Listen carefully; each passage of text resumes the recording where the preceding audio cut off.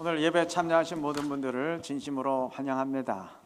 특히 오늘은 저희 주일의 이웃초청 주일이기 때문에 평소에 예수 안 믿으시던 분들 가운데 또는 교회 출석하시다가 이런저런 이유로 교회를 떠나 있었던 분들 가운데 오늘은 우리 교회가 초청주일 하니까 같이 한번 가봅시다 권유를 받고 때로는 강요에 의해서 오신 분이 있을지도 모르겠는데 진심으로 환영합니다. 자, 오늘은 이웃 초청 주일이면서 동시에 교회가 추수감사 주일로 지키는 주일이기 때문에 감사에 대한 이야기로 시작해 볼까 합니다. 추수감사절이 무슨 날인지는 다 아실 테니까 설명은 생략하고, 하여간 요즘은 교회건 사회건 감사하자는 말 참 많이 합니다. 감사하며 살자, 좋은 얘기죠. 긍정심리학의 창시자라 불리는 마틴 셀리그먼 박사가 쓴 책에 이런 내용이 있어요. 의사들이 수녀원의 수녀들을 대상으로 인간 수명에 영향을 미치는 요인을 조사했다고 합니다. 특별히 이분들을 조사 대상으로 택한 이유는 이분들은 수녀원에서 공동생활을 하기 때문에 먹는 것도 똑같고 하는 일도 똑같고 주거 환경도 똑같고 당연히 믿는 종교도 똑같고 하여간 외부적 요건이 다 똑같아요. 그런데도 건강 상태와 수명에 있어서는 아주 천차만별의 차이를 보이더라는 거예요. 그 이유가 뭘까? 모든 여건이 같은데도 차이를 보인다면 각자의 체질 때문일까? 아니면 유전 때문일까? 아니면 다른 요인 때문일까? 연구를 했더니 그 차이가 감사하는 마음에 있었습니다. 이건 목사가 하는 얘기가 아니고 전문 의사들이 하는 얘기입니다. 연구진들이 이들이 쓴 글을 분석해 보았더니 이들 가운데 행복하다, 감사하다라고 표현하는 사람들은 90% 이상이 85세 이상 살았고, 그러한 마음 없이 무미건조한 정서를 드러낸 사람들은 불과 34%만 85세 이상 살았다고 합니다.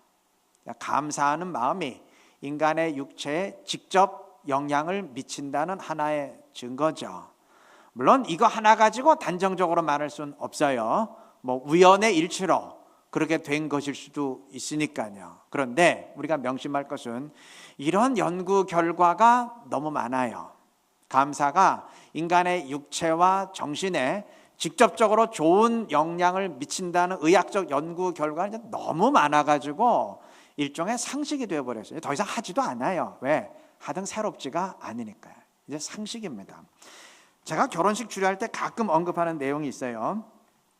독일에서 어떤 부부가 행복하게 살고 어떤 부부가 이혼하는지 분석하기 위해서 1700상 이상의 부부들을, 그러니까 3400명 이상을 15년 동안 연구 분석했다고 합니다. 그래서 무려 91%의 정확도를 가지고, 9%가 아니고 91%입니다. 91%의 정확도를 가지고 예측할 수 있는 결과를 도출해냈어요. 자, 어떤 부부가 행복을 지속하느냐? 가장 첫 번째가 감사를 표현하는 부부였습니다. 대단한 거에 감사하는 게 아니에요. 아주 사소한 일에 감사하는 사람들. 예를 들면 이번 달에는 고지서를 잘 챙겨주어서 고맙습니다. 이런 식으로 아주 사소한 일에 감사할 줄 아는 사람들, 이러한 사람들이 행복을 지속할 제1순위라던 거예요. 어찌 보면 굉장히 당연한 얘기입니다. 왜 TV나 신문에서 여러분 엔돌핀이니 도파민이니 그 뭔지 모르지만 하여간 의사들이 종종 얘기하는 거 들어보셨죠? 저도 의사도 아니기 때문에 잘 모르지만 전문가들의 의견에 따르면 그러한 긍정적인 좋은 호르몬 작용에 의해서 인간의 행복감이 증진되는데, 그러한 호르몬이 언제 가장 활발히 분비되느냐? 감사할 때라고 합니다. 기뻐할 때 또 사랑할 때 많이 분비되지만 가장 활발히 분비될 때가 감사의 마음을 지닐 때, 그때 가장 활발히 분비된다고 합니다. 그러니 행복하고 싶다면 감사해야 되겠죠. 또 앞서 말씀드린 것처럼 감사가 우리의 육체와 정신에 아주 좋은 영향을 직접적으로 미치니까 건강하고 싶다면 당연히 감사해야 되고, 또 내 능력을 한껏 발휘하면서 달려가고 싶다면 감사해야 되겠죠. 그래서 유대인의 탈무드에 이런 말이 있어요.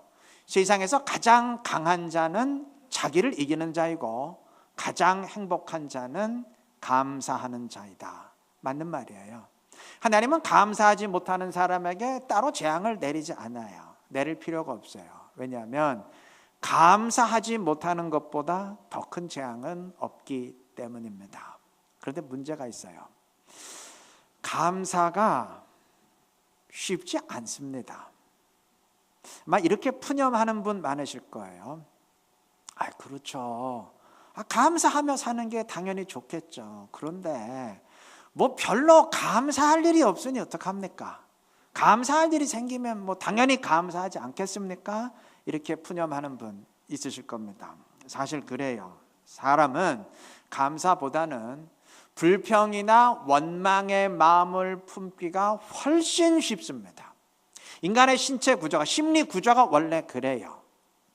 여러분, 우리말에 5만 가지 생각이라는 낱말이 있죠. 근데 연구진들에 따르면, 이거 어떻게 연구했는지 모르겠는데, 인간이 하루 동안 떠올리는 생각의 가지수가 약 5, 6만 개 된다고 합니다. 그런데 그 가운데 80% 이상이 다 부정적인 감정들이고 불과 15% 정도만이 긍정적인 생각이라고 합니다. 자, 그러니까 사람은 그냥 살면, 그냥 그대로 살면 감사보다는 원망이나 불평을 하기가 훨씬 쉬워요. 구조 자체가 그렇습니다.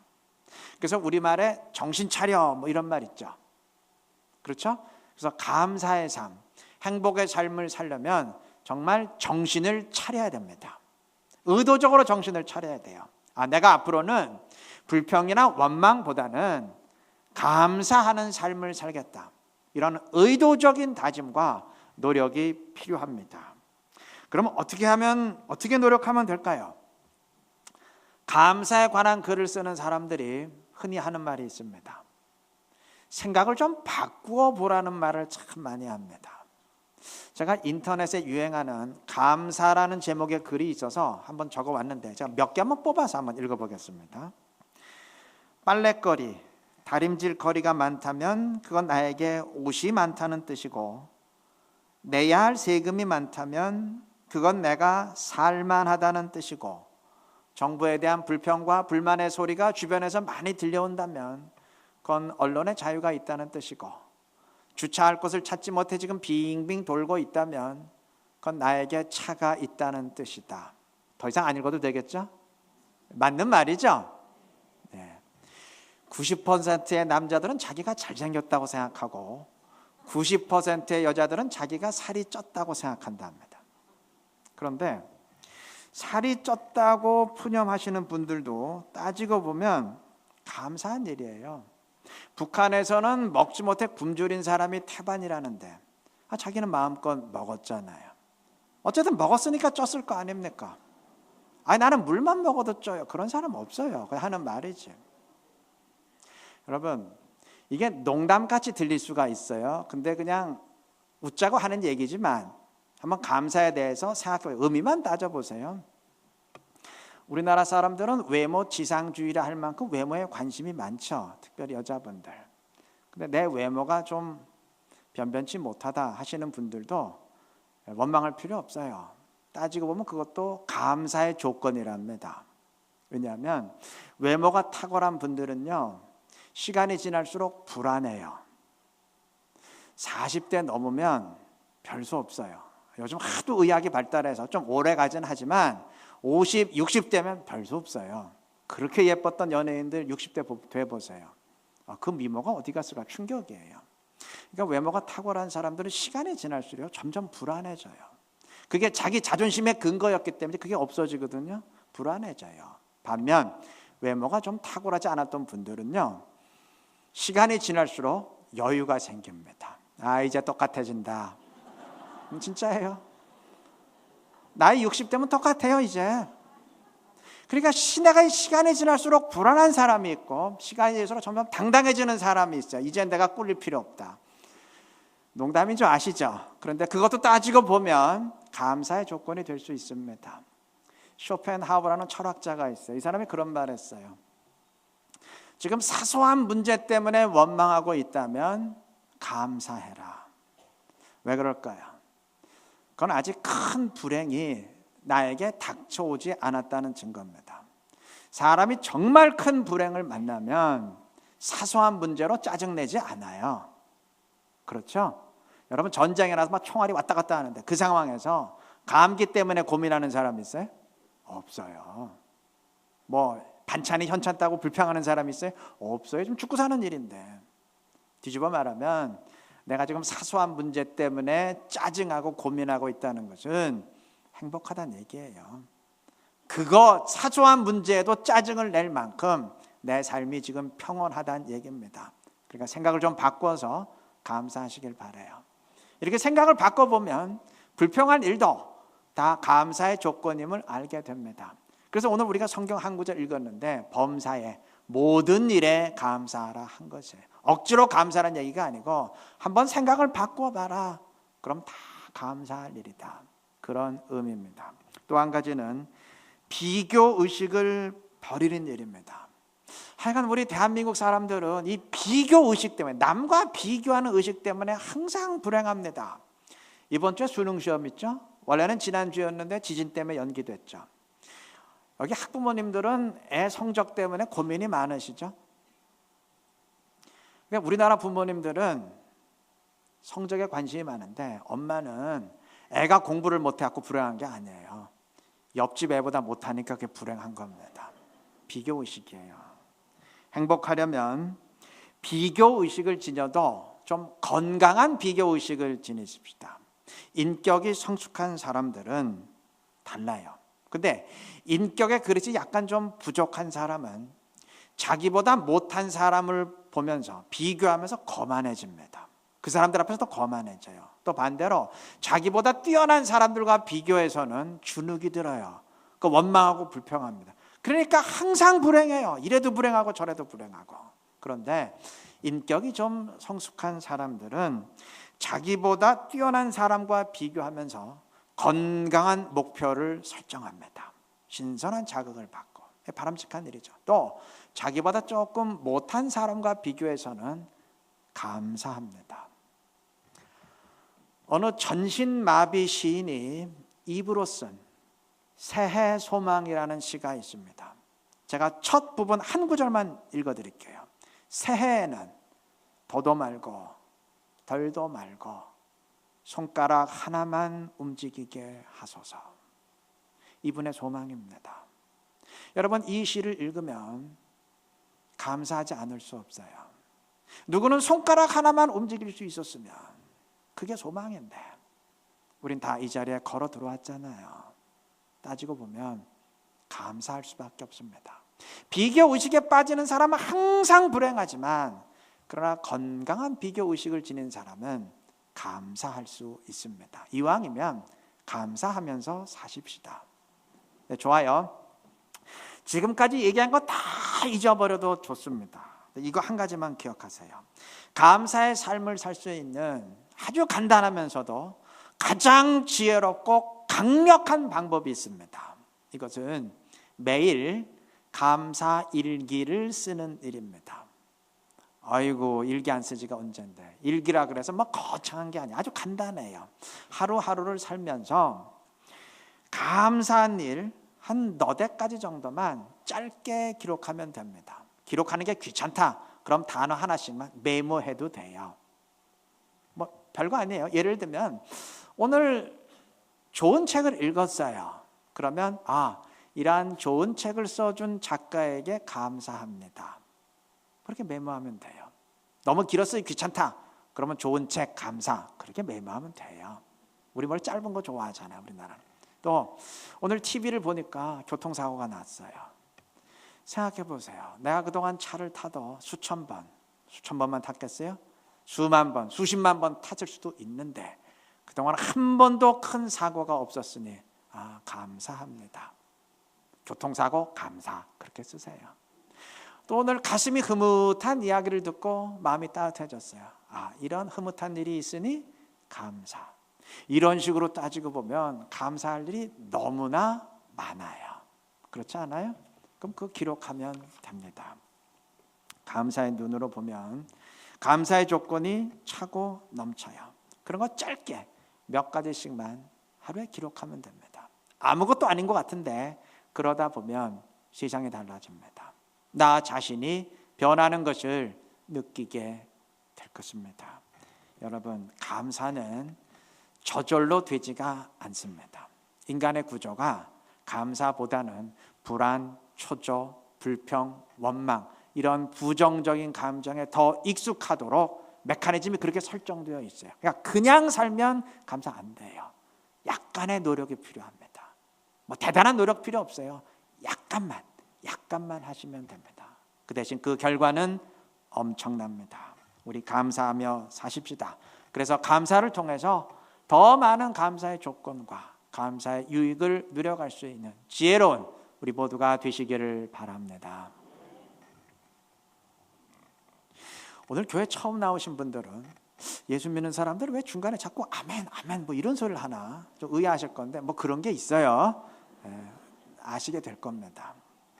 자, 지금까지 감사하자는 마음을 지니자 간략히 말씀을 드렸는데 말씀드린 내용 가운데 이해 안 되는 건 하나도 없으시죠? 왜냐하면 지금까지 말씀드린 내용 가운데 기독교 신앙에 관한 얘기는 하나도 없습니다. 제가 일부러 안 했어요. 단지 세상의 의학적인 연구 결과와 그 방면 전문가들의 조언만 제가 나름대로 수집해서 소개했을 뿐입니다. 근데 명심할 것은 이러한 세상의 연구 결과들도 사실은 기독교 신앙의 그림자라는 사실이에요. 이게 무슨 말인가 하실 텐데 하나님은 종종 신앙의 진리가 이 땅의 현상을 통해서도 그림자처럼 드러나게 하십니다. 그래서 많은 경우 기독교 신앙의 진리는 이 세상의 일들에도 그림자처럼 반영이 됩니다. 하나님은 하나님께 감사하는 자들을 축복하십니다. 이게 기독교 신앙의 진리예요. 독특한 진리예요. 자, 그런데 하나님은 이러한 신앙의 진리가 그러니까 일반 세상의 일들에도 희미하게나마 그림자처럼 드러나도록 하십니다. 그래서 뭐 사람이 예수를 믿건 안 믿건 상관없이 살면서 감사를 표현하고 감사의 마음을 지닐 때 행복감이 증진되고 정신적인 유익, 육체적 유익이 있도록 하십니다. 앞서 간략하게 설명을 드렸죠. 이 하나님이 그렇게 만들어 놓으셨기 때문에 그래요. 그렇게 반영되도록 하시기 때문에 그래요.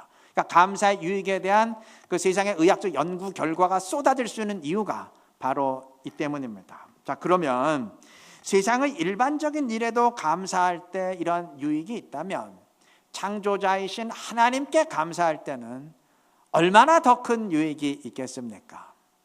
아니, 그림자의 유익도 그 정도 크다면 그 그림자의 실체, 그 실체 유익은 얼마나 더 크겠습니까?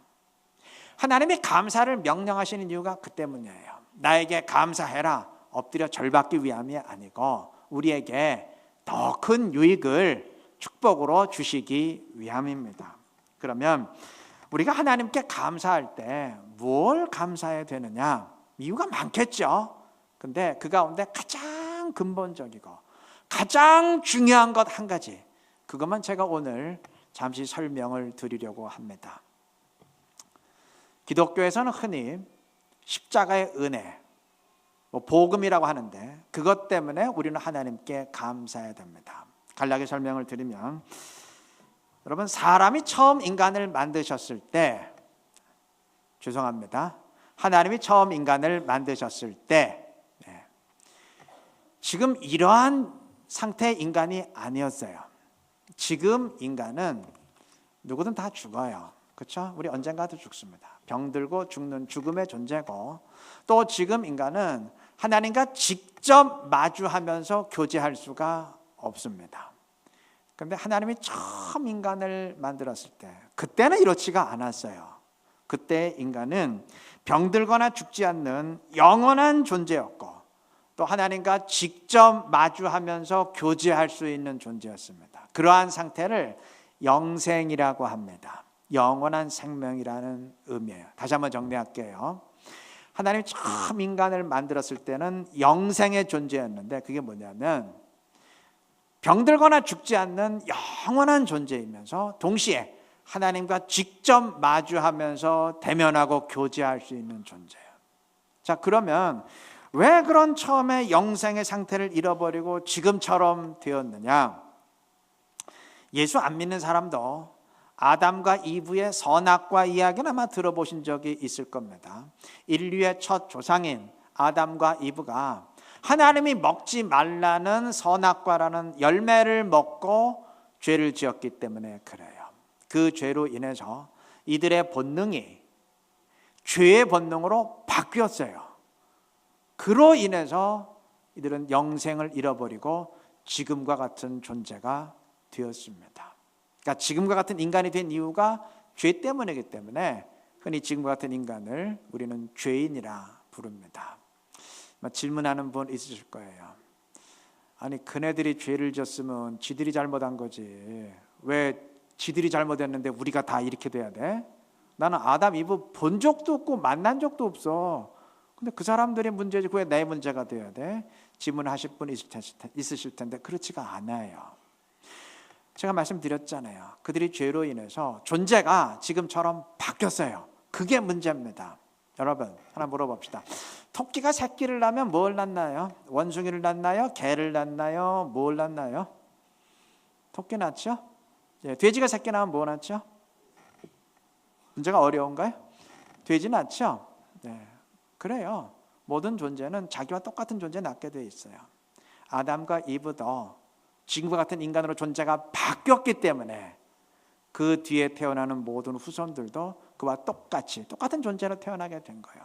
그런데 내가 아담과 이브 본 적도 없지만 사실은 직접적으로 영향을 받고 있는 거죠. 그러면 구원이란 무엇이냐면 지금의 이러한 상태를 벗어나서 처음의 상태로 회복되는 것을 말합니다. 아까 말씀드린 그게 영생의 상태이기 때문에 구원받는다는 것을 또한 영생을 회복한다, 영생을 얻는다라고 말하기도 합니다. 똑같은 말이에요. 자, 그런데 그 구원은 이 땅에서 완성되는 게 아니고 이 땅의 삶을 마감하고 천국에 들어갈 때 완성됩니다. 그래서 구원받는다, 영생 얻는다는 것을 다른 말로 천국에 간다, 천국의 주인공, 백성 된다라는 말로 표현하기도 합니다. 다 똑같은 말이에요. 자, 그러면 제일 중요한 거, 그럼 어떻게 하면 구원받을 수 있나요? 어떻게 하면 영생을 회복할 수 있나요? 어떻게 하면 천국에 들어갈 수 있나요? 다 똑같은 말인데 딱 한 가지만 하시면 됩니다. 예수를 믿으면 됩니다. 그거예요. 예수를 믿으면 됩니다. 여러분, 세상의 모든 문제는 그 문제의 원인을 제거해야 해결이 됩니다. 인간이 지금 이러한 상태가 된 이유가 아까 말씀드렸죠. 죄로 인한 것이기 때문에 이 상태를 벗어나려면 죄의 문제를 해결하면 돼요. 그럼 짐작하시겠죠? 예수 믿는다는 의미가 이 죄 문제 해결하는 것이라는 걸. 여러분, 결론부터 말하면 인간의 능력으로는 이걸 해결할 방법이 없어요. 그래서 하나님이 대신 구원의 길을 열어주셨습니다. 바로 그것이 하나님이신 예수님의 십자가 사건입니다. 예수님이 십자가에서 피 흘려 죽으셨는데 그 예수의 피가 이 죄 문제를 해결한다는 사실을 믿고 받아들이면 됩니다. 그러니까 예수를 믿는다는 건 곧 이것을 믿는다는 말이에요. 즉, 죄로 인해 인간의 본능이 죄의 본능으로 변했고, 이게 죄 문제죠. 그래서 영생을 잃어버리고 지금 이 지경이 되었는데 예수의 피가 이 문제를 해결한다는 사실을 믿고 받아들이면 돼요. 그러면 그 사람에게 구원이 임하고 영생을 회복하게 됩니다. 예수 믿고 영생 얻는다, 예수 믿고 구원받는다, 예수 믿고 천국 간다, 다 똑같은 말이죠. 그 말이 곧 이 말이에요. 그런 말 들어봤죠? 예수 천당, 불신 지옥 할 때 예수 천당이 곧 그 얘기예요. 예수 믿고 천당 간다, 그러한 의미입니다. 이거 기쁜 소식 아닌가요? 그래서 한자 말로 기쁜 소식, 복음이라 하기도 하고 은혜라 부르기도 합니다. 우리가 하나님께 감사할 수 있는 가장 중요하고 가장 근본적인 이유가 바로 이 때문입니다. 이를 깨닫는 자는 감사하지 않을 수가 없어요. 그냥 구원을 주시는데, 영생을 회복시켜 주시는데, 천국에 들어가게 하시는데 다 같은 말이죠. 어찌 감사하지 않을 수 있겠습니까? 그것도 뭐 한 100억 정도 내고 그렇게 되는 게 아니고 아무 조건 없이 하나님이 그냥 그렇게 해주시는데, 그 은혜로 주시는데 어찌 감사하지 않을 수 있겠어요? 그래서 감사하는 자에겐 하나님이 더 큰 감사의 조건을 더하시며 축복하십니다. 서두에 말씀드렸듯이 예수를 믿건 안 믿건 상관없이 감사할 때 여러 가지 유익이 있습니다. 그것은 희미한 그림자로서의 유익입니다. 근데 만약 예수를 믿으시고 그 구원 영생의 은혜에 감사할 때 그 그림자의 실체인 하나님의 축복이 있습니다. 물론 그림자의 유익도 귀하고 복되지만 실체 유익은 훨씬 더 복되지 않겠어요? 이왕이면 더 복된 사람 되는 게 지혜롭지 않겠습니까? 근데 세상은 흔히 이렇게 반문합니다. 하나님을 한번 보여줘 봐라. 그럼 믿을게. 눈에 보이지도 않는데 믿으라고 하니 그걸 어떻게 믿냐. 그리고 또 뭐 구원도 죽어서 천국에 들어가야 완성되는 거라며. 그럼 이 땅에서는 확인할 길이 없잖아. 그 따지고 보면 확인할 증거가 아무것도 없는 거 아니야. 그러니까 예수 믿는 사람들은 아무 증거도 없으면서 그냥 지들끼리 무턱대고 믿는 것 아니냐, 이렇게 반문하시는 분들이 있어요. 많습니다. 이러한 반문이 이해는 되는데 실상은 그렇지 않습니다. 아까 제가 영생에 대해 말씀드릴 때 두 가지로 정의를 했죠. 병들거나 죽지 않는 영원한 상태이면서 동시에 하나님과 직접 마주하고 교제할 수 있는 상태라고 했죠. 이렇게 하나님과 직접 마주하고 교제할 수 있는 영생의 상태는 이 땅의 삶에서도 희미하게나 그림자처럼 드러나게 되어 있습니다. 그래서 하나님과 직접 마주하지는 못하지만 하나님의 영인 성령과는 직접 교제할 수 있도록 하십니다. 하나님의 영, 우리는 성령이라고 하는데 하나님의 영이 내 안에 들어오고 나와 함께하고 나를 움직이는 것은 내가 직접 느끼고 체험할 수가 있습니다. 그래서 하나님의 영은 마치 바람과 같아요. 여러분, 바람이 눈에 보이나요? 안 보이죠. 그래도 바람이 있다는 걸 의심하는 사람은 아무도 없어요. 내가 직접 느끼고 체험할 수가 있으니까. 예수 믿는 사람들은 이 하나님의 영과 직접 함께함을 통해서 하나님과 직접 마주하고 교제하는 영생의 상태를 이 땅에서도 그림자처럼 누려갈 수 있습니다. 때문에 예수를 믿는 것은 그냥 증거 없이 무턱대고 믿는 게 아니고 내가 확실히 느끼기 때문에 확실하기에 믿는 것이에요. 근데 한 가지 문제가 있어요. 이처럼 하나님과 함께하는 것, 즉 하나님의 영과 함께하는 것은 모든 그리스도인들에게 동일한 게 아니에요. 사람마다 달라요. 그래서 본인이 하나님과 함께하기를 원하고 그래서 하나님의 영을 찾는 사람들은 함께합니다. 그러니까 하나님과 함께하니까 당연히 거룩한 모습이 드러나고 그래서 세상에서도 저 사람은 참 거룩한 인격자야, 칭찬을 받습니다. 당연히 그래야 되죠. 근데 문제는 이게 그냥 무늬만 기독교인이고 하나님을 찾지를 않아요. 이런 사람들은 함께하지 못해요. 예수는 믿는데 드러나는 삶의 모습은 세상 사람과 똑같은 이유가 그 때문이에요. 똑같이 욕심내고 똑같이 옹졸하고 똑같이 자기 주장하고 그 때문입니다. 예수를 믿으면서도 하나님의 영을 찾지 않으셨던 교인 여러분들은 하나님의 영을 찾으시고 성령을 찾으시고 사모하시고 함께 하시기 바랍니다. 그러면 더 큰 축복 가운데 감사하게 될 것입니다. 그리고 오늘 초청 주일이라 예수 안 믿는데 주변에서 권유해서 오신 분들 있으실 거예요. 이런 분들은 뭐 안 믿어도 상관없어요. 그냥 세상을 살면서 되도록이면 좀 감사의 마음을 품으십시오. 그러면 제가 서두에 말씀드린 것처럼 큰 유익이 있습니다. 그러니까 이왕이면 좀 긍정적으로 생각하고 감사의 마음을 품으시면서 이런저런 유익을, 나를 위한 거잖아요. 유익을 누려가시기를 바라요. 그러면서 가능하시다면, 이왕이면 좀 더 큰 유익도 누리시기를 제가 초청합니다. 이왕이면 예수도 믿고 영생의 은혜에 감사하시기를 제가 초청합니다. 만약 그렇게 하신다면 여러분은 머지않아 그것이 가장 큰 내 인생에 감사한 일임을 깨닫게 될 것입니다. 제가 확신합니다. 이제 더 이상 말씀드리지 않겠습니다.